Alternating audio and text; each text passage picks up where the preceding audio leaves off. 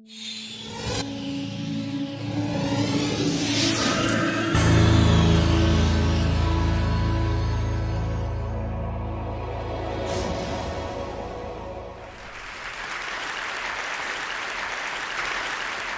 I'd like to show you today is something in the way of an experiment. Today's its debut. It's a demonstration of augmented reality.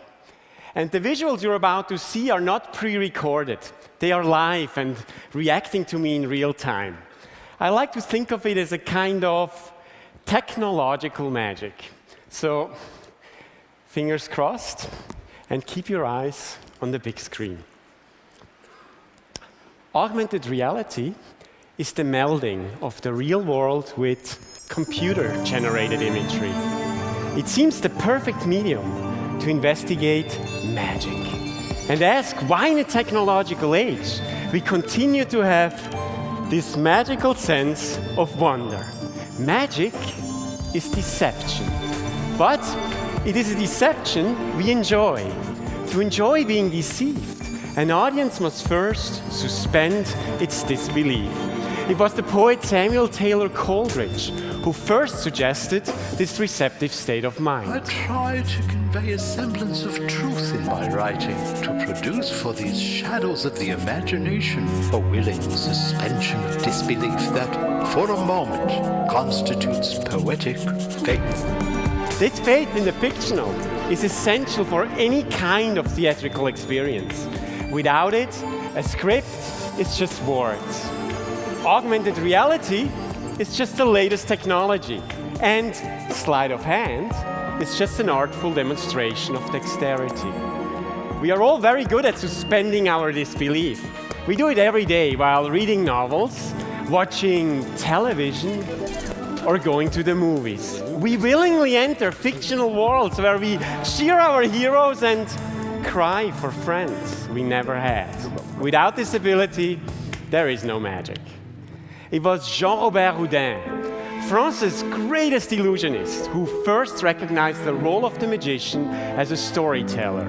He said something that I've posted on the wall of my studio. A conjurer is not a juggler. He is an actor playing the part of a magician. Which means magic is theater, and every trick is a story. The tricks of magic follow the archetypes of narrative fiction. They are tales of creation and loss, death and resurrection, and obstacles that must be overcome. Now, many of them are intensely dramatic. Magicians play with fire and steel, defy the fury of the buzzsaw, dare to catch a bullet, or attempt a deadly escape. But audiences don't come to see the magician die.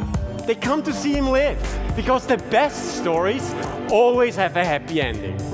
The tricks of magic have one special element. They are stories with a twist. Now, Edward de Bono argued that our brains are pattern matching machines. He said that magicians deliberately exploit the way their audiences think. Stage magic relies almost wholly on the momentum error. The audience is led to make assumptions or elaborations that are perfectly reasonable, but do not, in fact, match what is being done in front of them. In that respect, magic tricks are like jokes. Jokes lead us down a path to an expected destination.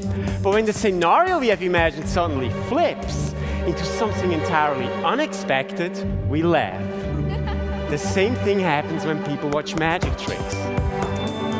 The finale defies logic, gives new insights into the problem, and audiences express their amazement with laughter. It's fun to be fooled. One of the key qualities of all stories is that they are made to be shared. We feel compelled to tell them. When I do a trick at a party, that person will immediately pull their friend over and ask me to do it again. They want to share the experience. That makes my job more difficult because if I want to surprise them, I need to tell a story that starts the same but ends differently. A trick with a twist on a twist. It keeps me busy. Now, experts believe that stories go beyond their capacity for keeping us entertained. we think in narrative structures. We connect events and emotions and instinctively transform them into a sequence that can be easily understood. It's a uniquely human achievement.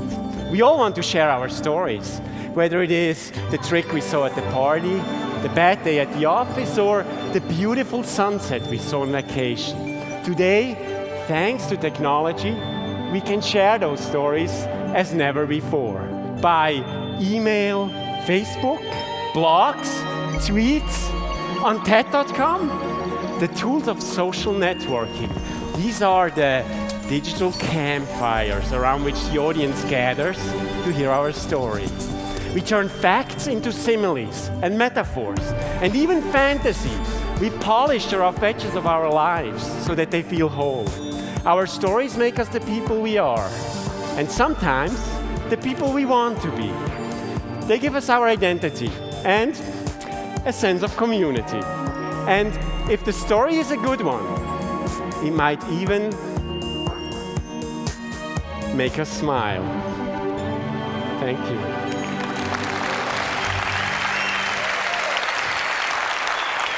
Thank you.